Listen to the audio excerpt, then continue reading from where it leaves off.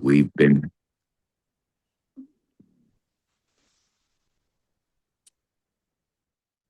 again, Satnam.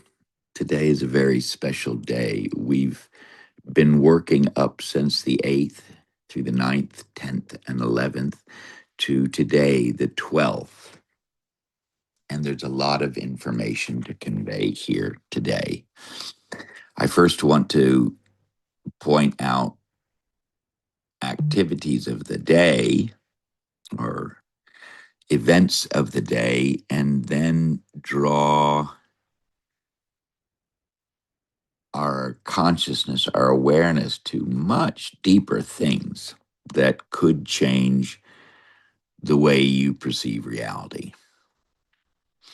First of all, we started out with an alignment this morning in the dawn, alignment of the planets. At first, not all visible, but eventually, faintly, all 6 planets appearing in a straight line. This is the opening of the day. Towards the end of the day, we will have an eclipse, at least noticeable very clearly from here in Europe, beginning at around dusk. So it's not when it's dark at all, but still moving into the evening. And that will be a full lunar eclipse. And then there's also a meteor shower that will be visible, particularly because of the darkening of the sun. And the final event, which will be noticeable, but almost no one is speaking of because of the eclipse of the sun, the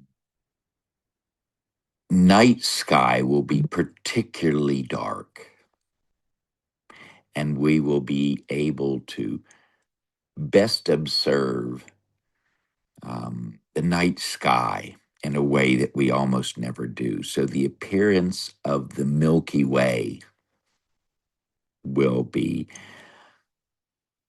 more powerful than almost any other time of the year.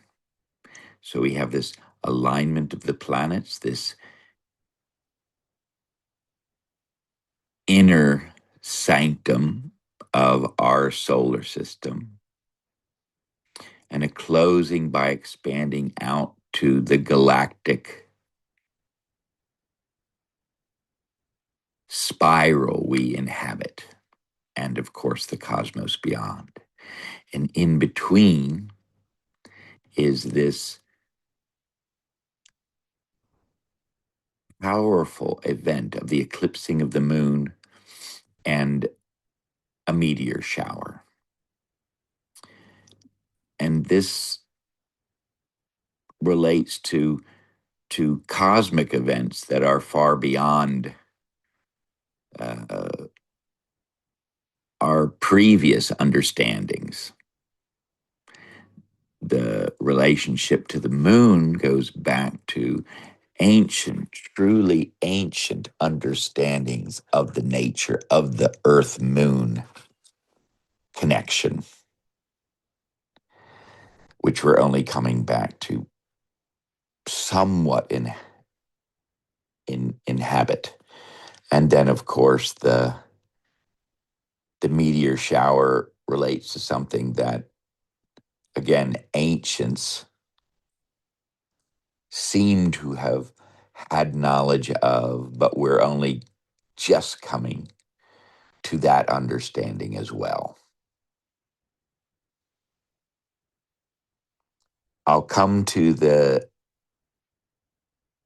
eclipse and what we might actually do during the eclipse at the very end of the conversation. But I wanted to point out the numerological power of what we as a group have been going through consciously today, and what humanity is going through unconsciously. And there's still the chance to bring ourselves to awakening to this. It's in the ancient scripture or writing of the Nordic culture, what we think of as the Vikings. They wrote a script where the number 9 looks like a spiral that then drops. So our number 9, that as we write in the modern universal Romanized text, looks like the 9th letter of the Fuark, this Nordic or Viking alphabet. That 9 is then followed by 10, and 10 is followed by 11. And there is a powerful relationship between 9 and 11. 9 goes into 10 11 times, and 11 goes into 10 9 times. It's like passing through a portal, a vortex.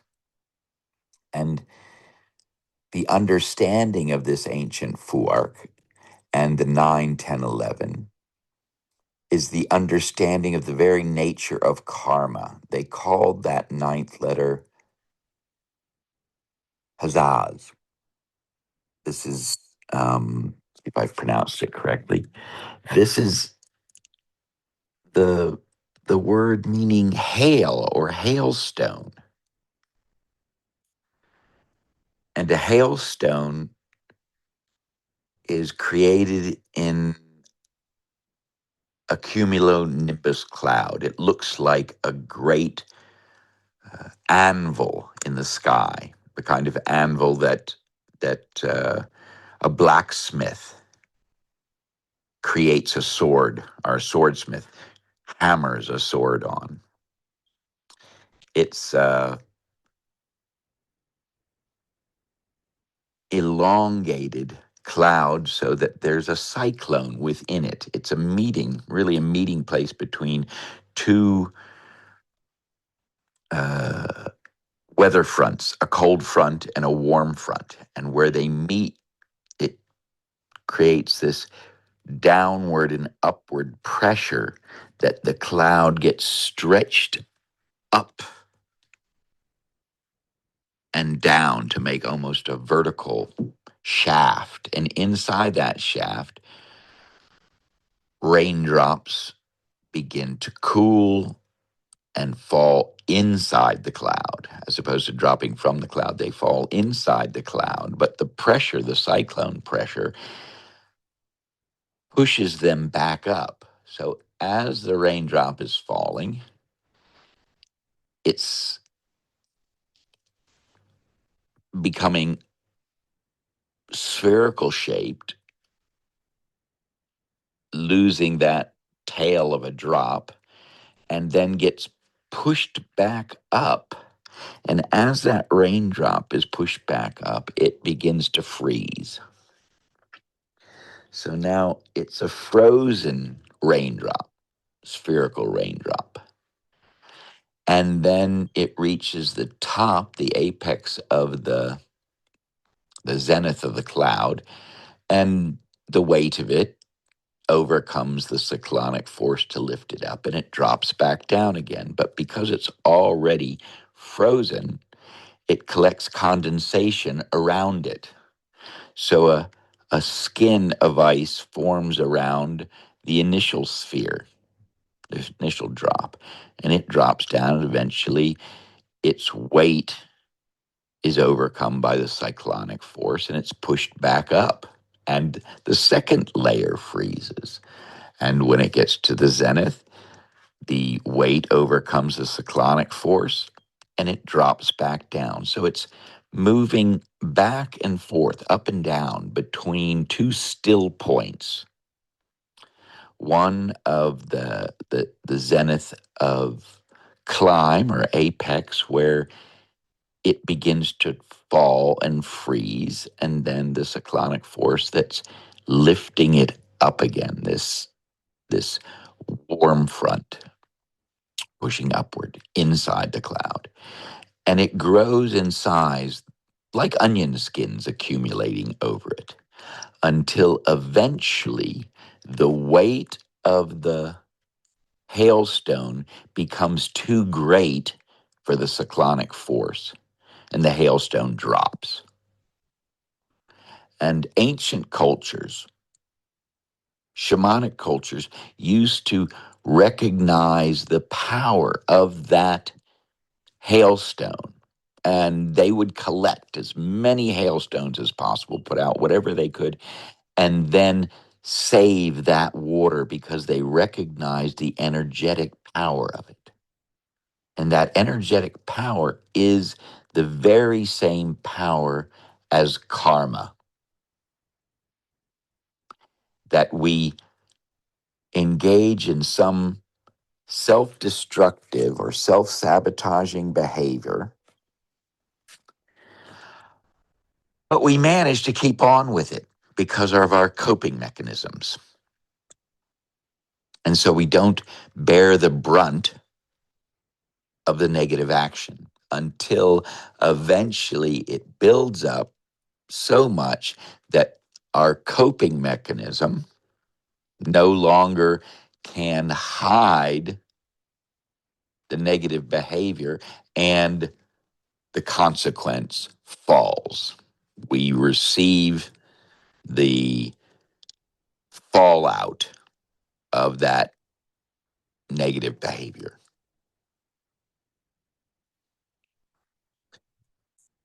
This is like a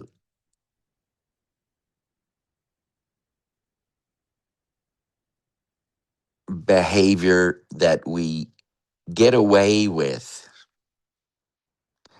until someone else notices it. And there we bear the brunt of the thing we've done.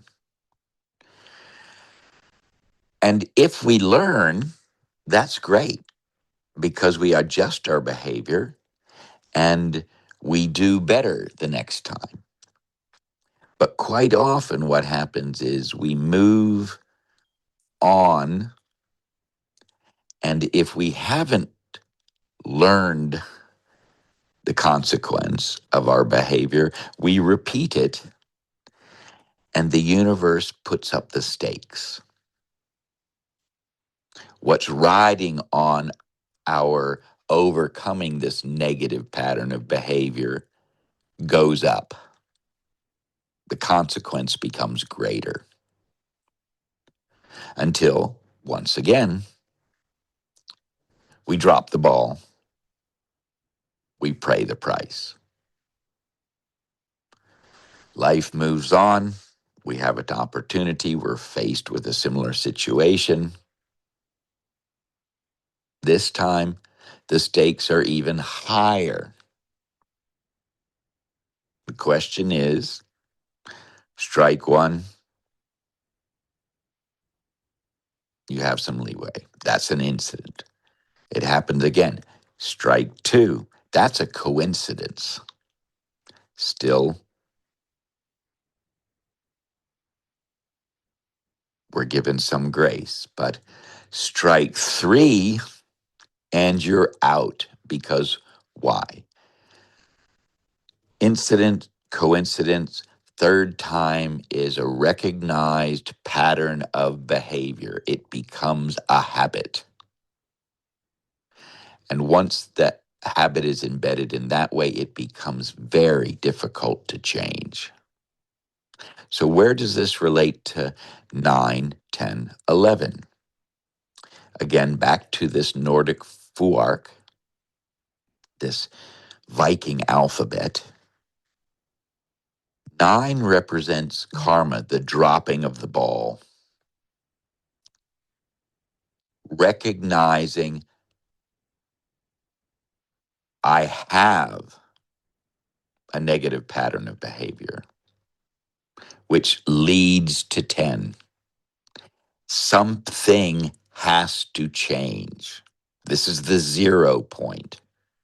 I recognize I drop a stone into the water, I drop the ball, it ripples out in all directions, into the past, into the future, into the upper dimensional realities of my being, and down into the quantum field of my energetic experience. Unless I want to be doomed, doomed by my own behavior, I have to hoist myself by my own petard. I have to jack myself up into a higher state of consciousness. And I do that by recognizing something has to give. Something has to be let go of. Something has to be brought to 0.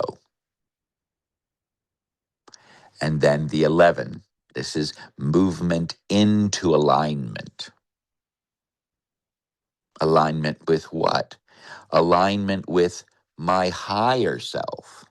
Not the one that's learning, the one that's guiding, the one that's teaching, the one that's never left me, but has always been here assisting me in learning from my mistakes, because that is who I truly am. Each one of us is this part of a greater whole. The spirit is common to all of us, and it never divides. It's the ray of light from source itself. But then we drop down into this crazy 8 ball, the bloodthirsty black diamond's individuated soul. So there's an initial relationship between the single soul and the spirit. This single soul we could call the sun. That's why in many languages it's actually called the soul. That the individuating souls are radiating from that sun like protons,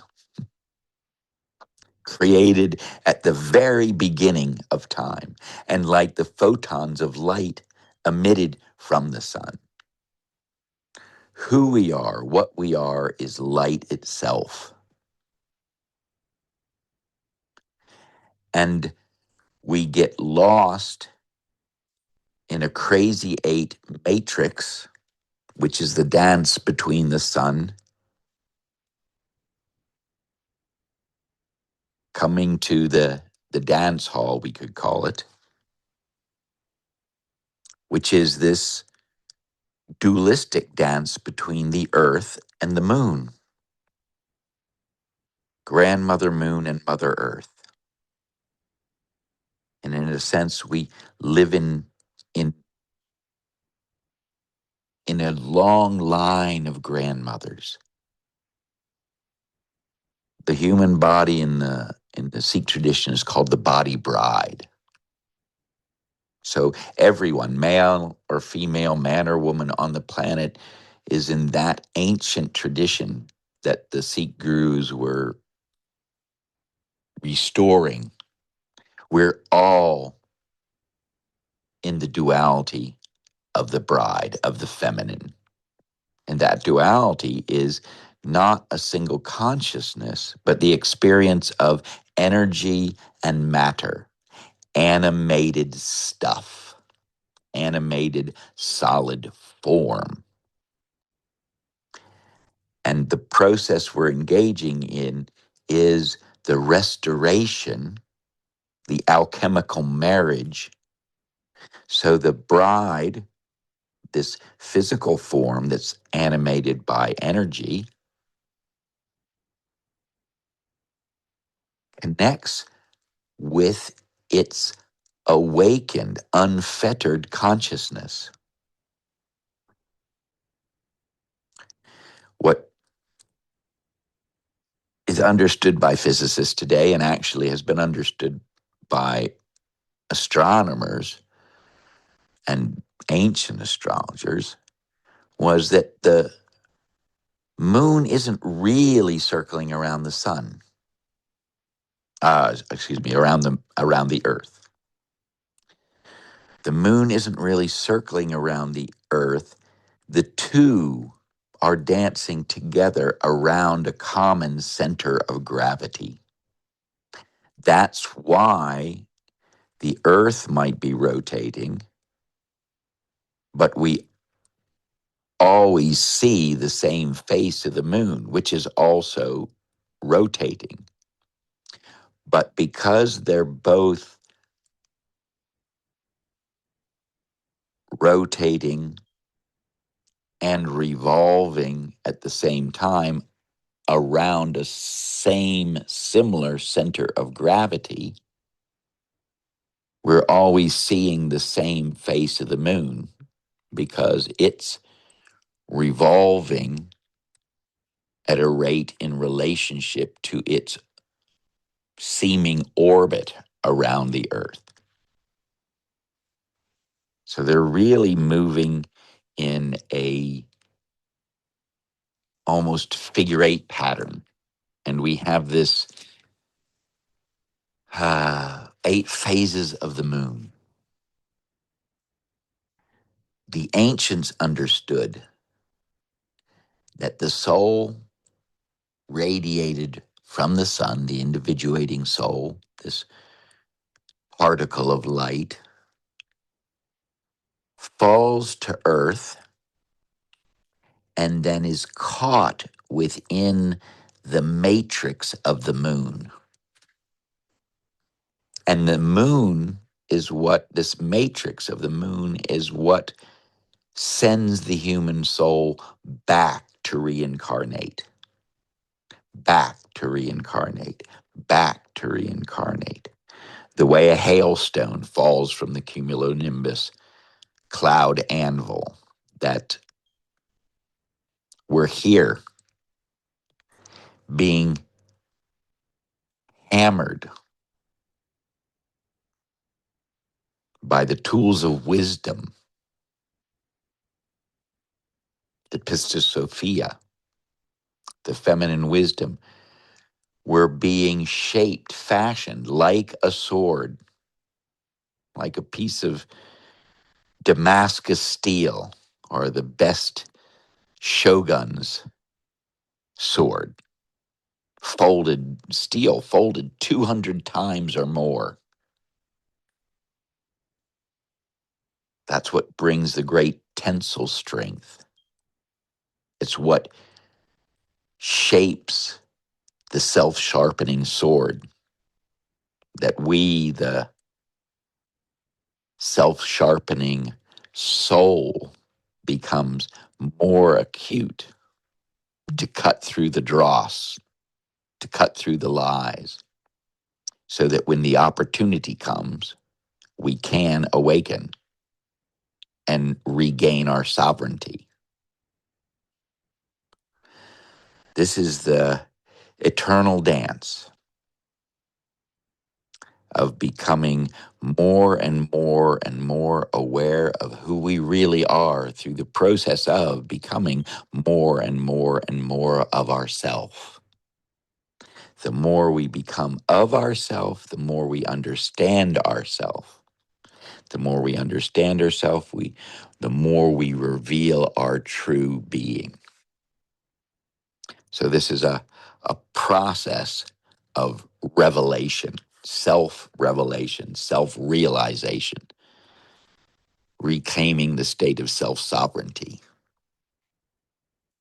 So I wanted to point that out at the beginning of the conversation so we understood just how important and just how synchronous this time we're in is. That we're moving from who we were into who we might be.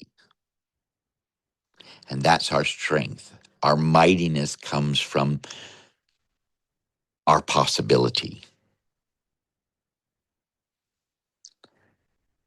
And so this talk is about restoring the creacious human. And when I say creacious, I am aware that this is a word, a portmanteau. It's a collision of two words, but it's a deliberate one. It's not a Freudian or Jungian slip. It's a combination of the creative mind of humanity and the courageous heart of humanity. The creacious mind relates to the indomitable, universal, eternal spirit of humankind. And the courageous relates to the unstoppable,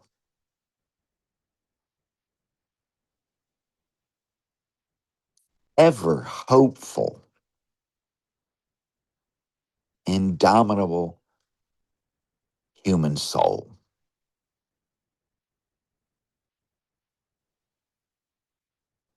And this talk is about how we create the alchemical marriage in our heart, in the bridal chamber of the heart, so that we can still the soul. We can still her beating heart to a place of feeling safe and secure, but at the same time have the courage to literally jump into the unknown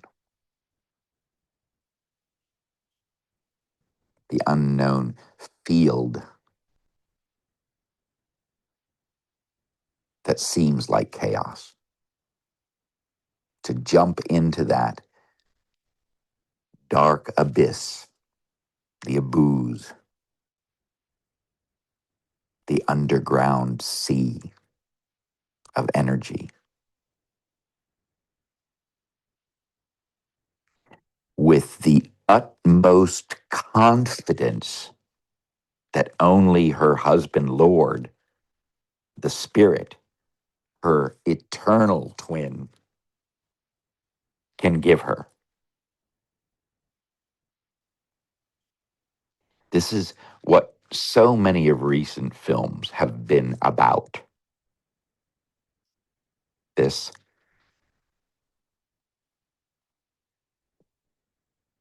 what we might only describe as the sacrifice of the mother, father, creative being. These two halves of the infinite potential that have been at loggerheads.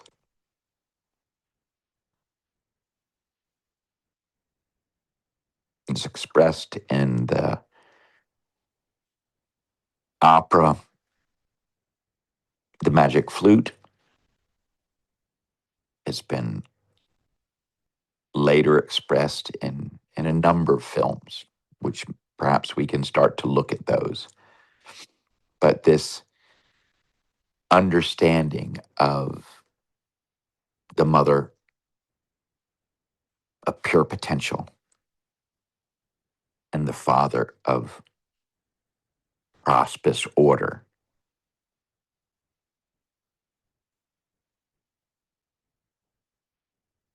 fighting rather than dancing, engaging in an interaction on the battlefield instead of on the dance floor. And we're wanting to step on to the floor of a new reality,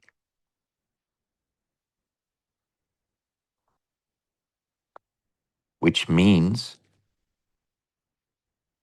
we have to honor all three of these stages, the 9, 10, 11.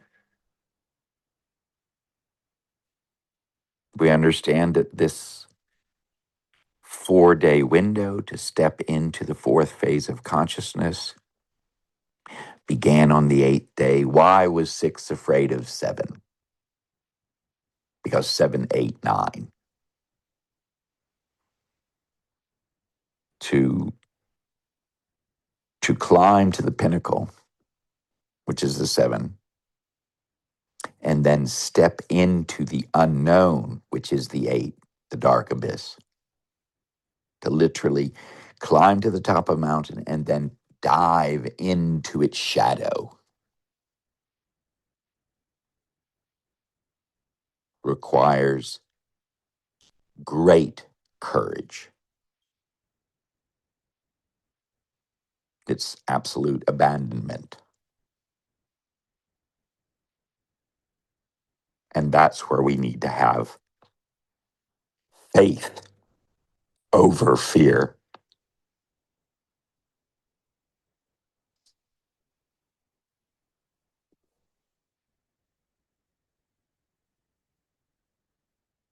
But it is this act, and this act alone, the reckless abandonment of everything you know,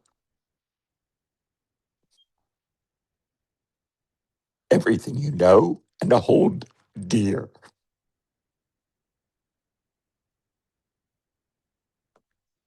for the possibility of what dreams may come.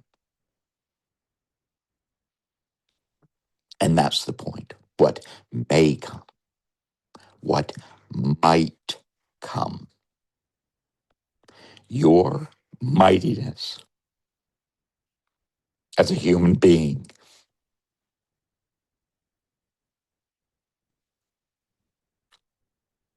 is in your courage to bet everything.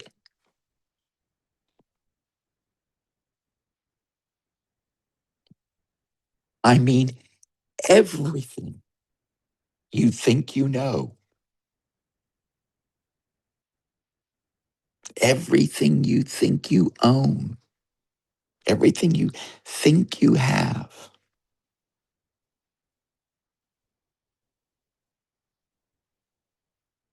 On one roll of the dice, on one turn of the roulette wheel, on one flip of a card.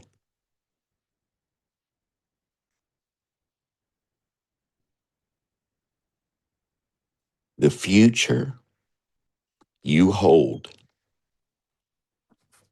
inside of you is greater than anything you can imagine at this point. But it's all possible if you're willing to make that leap of faith over fear.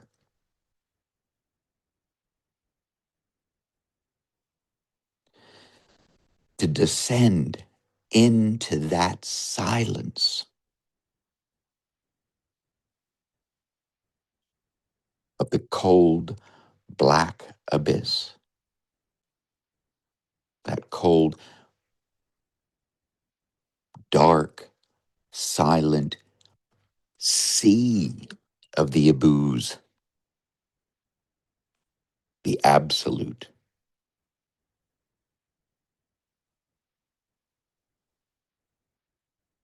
Because what you're looking for is there and it's looking for you. It's who you really are. And it's been calling to you since before you were born. It's the very name of God that Patanjali prophesied perhaps a millennia ago. It's the sound of your beating heart.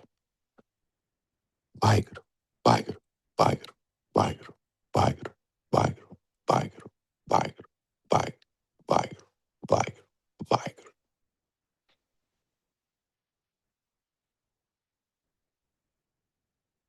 So still your mind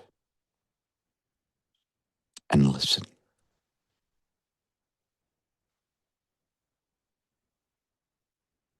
Today is the day that God, the generating, organizing, and delivering principles of creation, has made. Be grateful for it. Bring your greatness to it, gracefully to it. Be greatly fulfilled within it.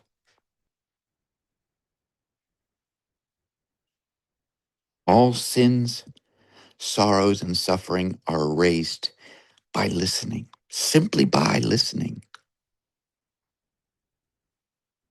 So shh, quiet the mind and listen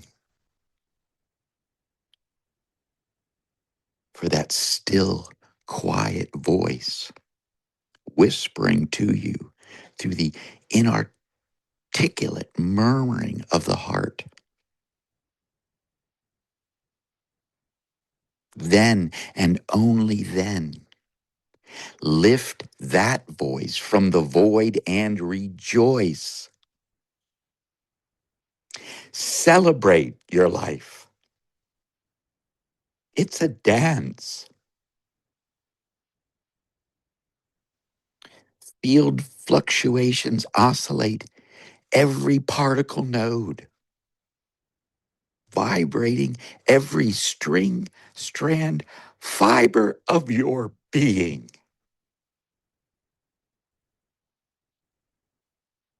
So that every amplifying 8-cell echo chamber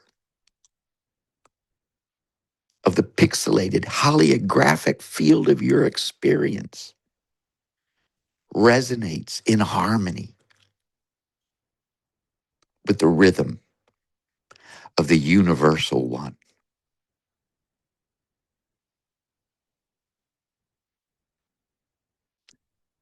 Feel yourself called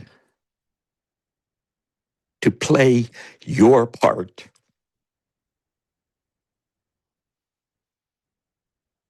That no one else can play. Only you. To tilt this world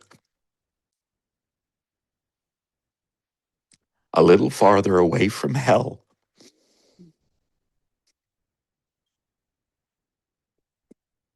and a little closer to heaven.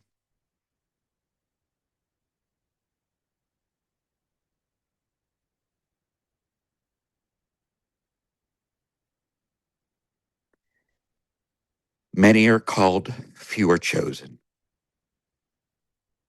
And that choice is yours.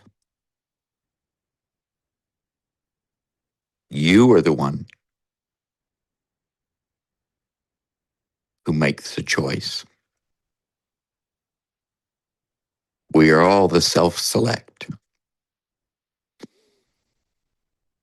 And if it's not you, then who? And if it's not now, then when?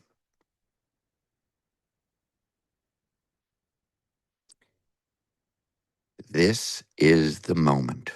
The time is now to choose to live every moment from this point forward as though the time is always now. Because it only ever was, it only ever is, and it only ever will be.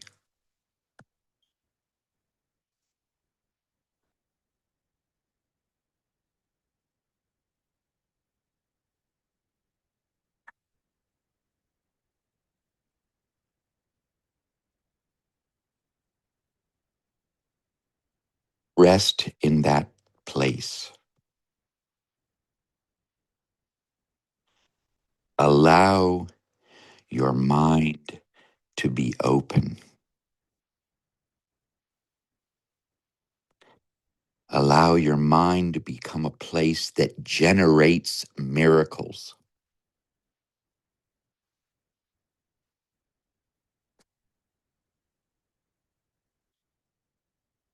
Allow your heart to open.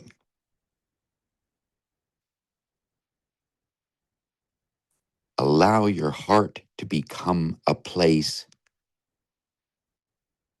where its beating thunders with the rhythm of possibility.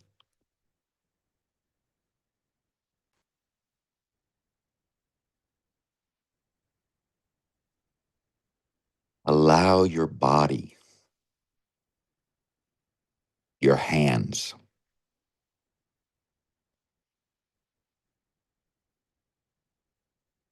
to open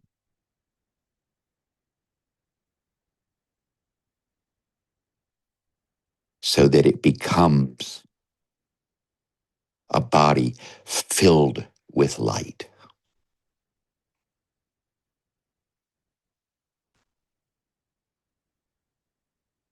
Allow the Hierophant, the teacher within you,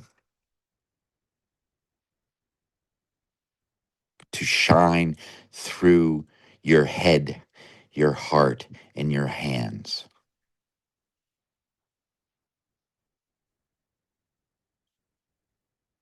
Allow the divine inspiration to crack your mind open to new possibilities. Free your imagination, because anything, truly anything you can dream of is possible. Then find the way, the patience, the craftsmanship, the wordsmithing, to shape your words into that a sword of discernment that can cut through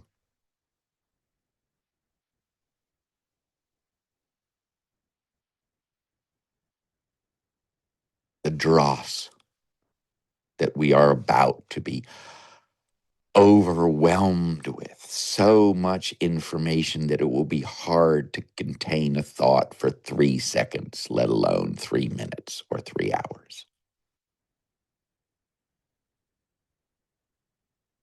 Then shape those words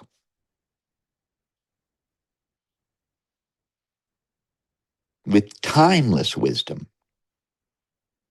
and unconditional love.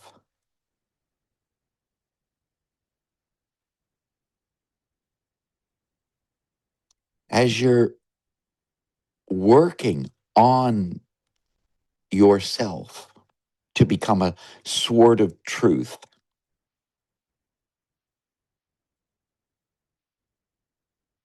forgive everyone.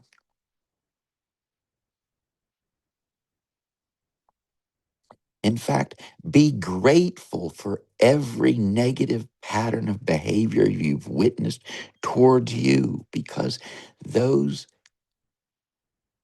other persona masks are just here playing their part in the game so you can see that small mustard seed of inappropriate or negative behavior so that you can pluck it out.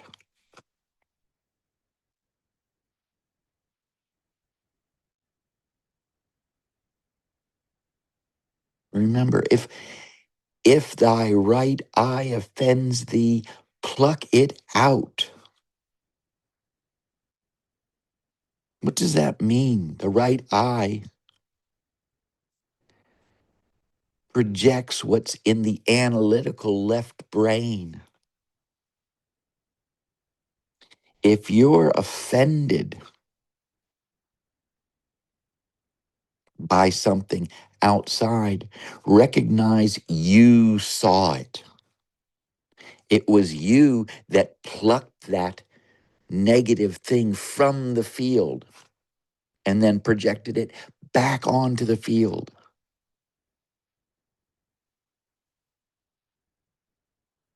You can't change what's outside. So you don't change what you pluck off the field. You change how you see that. You recognize it's analysis for my own self-improvement, not the other's self-improvement. Become the light you want to see by looking for what you want to see. For every horrific, violent, selfish, insane bit of behavior that's out there in the world, there is 10 times more good small things happening every day all around you. The matrix machine has been hijacked with the purpose of making you look at the negative. But all things remain in the creative process, in the divine, in the generating, organizing, and delivering principles of creation. Become that process with an outcome in mind. Start from where you want to finish. It's the best place to start. Have your dream. Describe it in gross detail, but don't use words.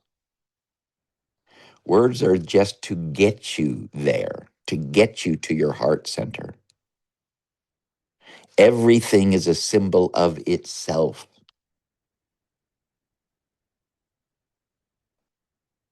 Everything is a frequency, which, yes, you can describe in words, or better still, you could feel.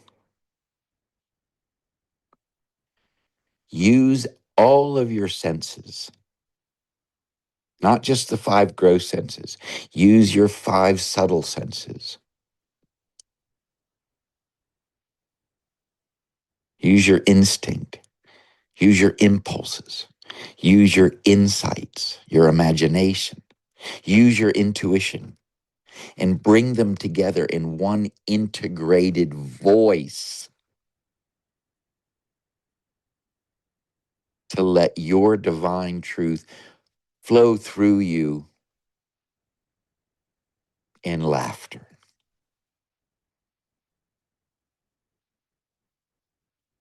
Pure laughter. Lift that inner laughter from deep, deep, deep in the core of your being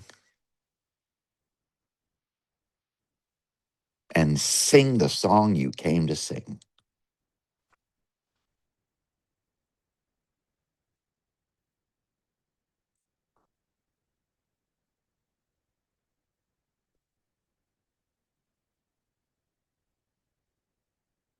That's come to the full hour. It's 101 here. I realize that means it's 801 where you who are listening are. And I think that's a good place for us to come to a close. We'll just talk about the eclipse itself, which is a fractal of the experience we've just had or walked through. When you come to the eclipse, don't do the obvious thing of just thinking of all the things you wish for. You need to bring them into one common experience.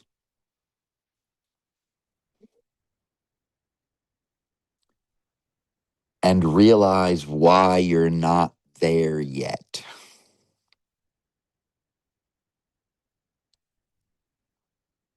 You, who you are, cannot create that.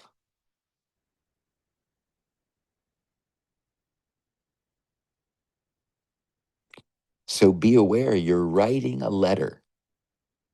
You're sending a post-it note of RSVP to your future self, to you as a divine being, and the divine four divine beings that are actually aspects of your divine self. You're calling out to those higher beings.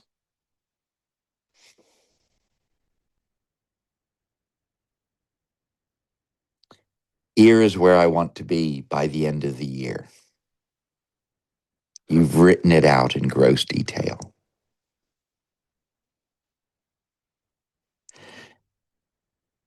Experience, send that message on the wings of your feelings.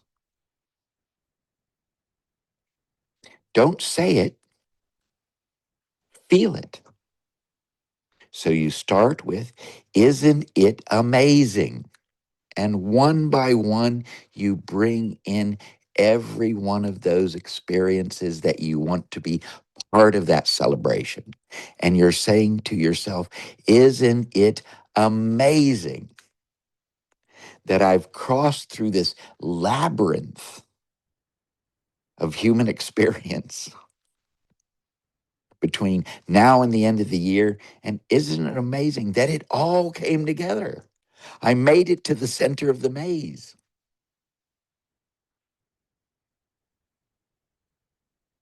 And what did I do according to the myth? If I'm Theseus in the Minotaur's maze, I killed the Minotaur. I killed the beast man. I killed the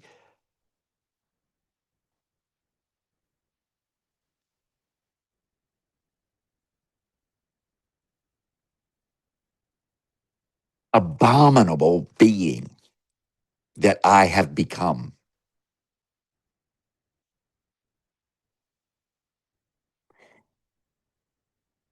And because of that, according to the myth, I can lead the 7 girls and 7 boys who are on the cusp of adolescence becoming adults.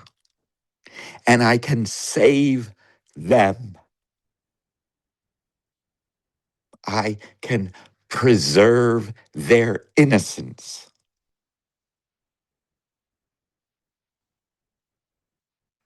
and lead them, i.e., the future, back out of the labyrinth to create a new world.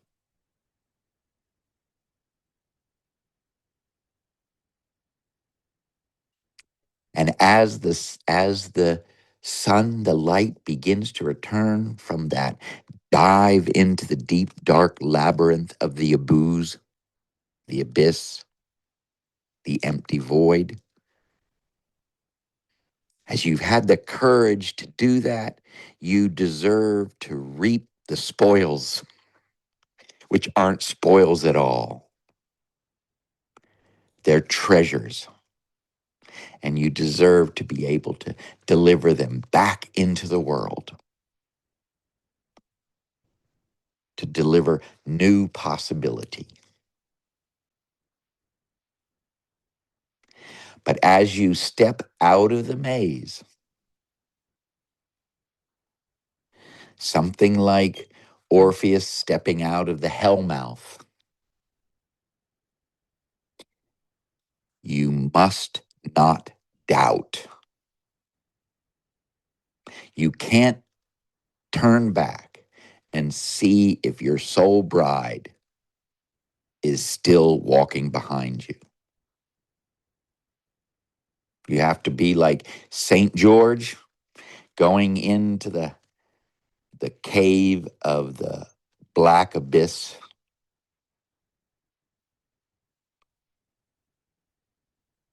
the Cullah, and you have to first purge the darkness. You have to let go of the carcass of the Minotaur,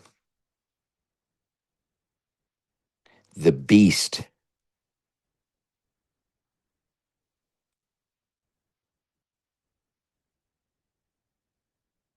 controlled by the fear of death.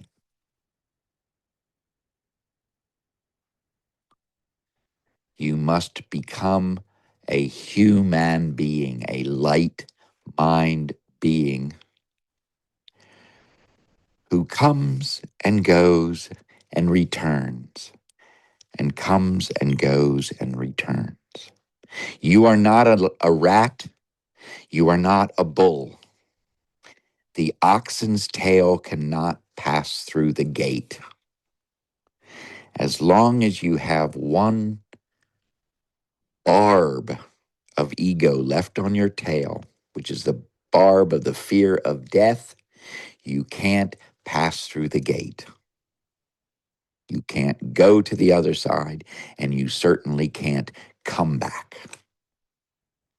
So I'm begging you all, take that list, if you haven't done it yet, of everything you know is holding you back from being all that you can be. Write it down, every single bit, and then burn it. Cremate that old identity. Give it a beautiful funeral. Thank it for everything it gave you. But at the same time, let it go. You're not that identity anymore. And with that, I'll bid you good night. Thank you for your time.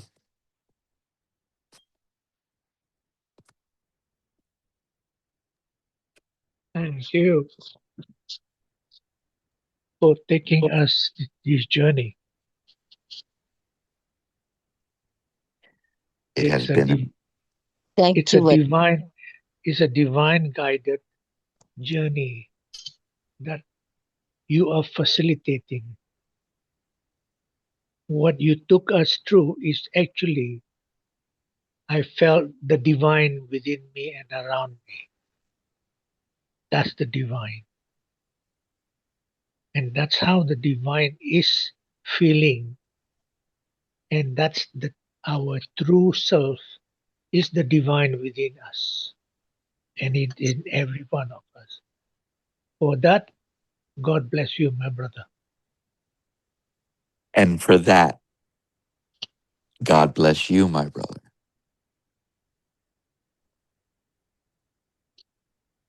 Thank you. Thank Thank you. you.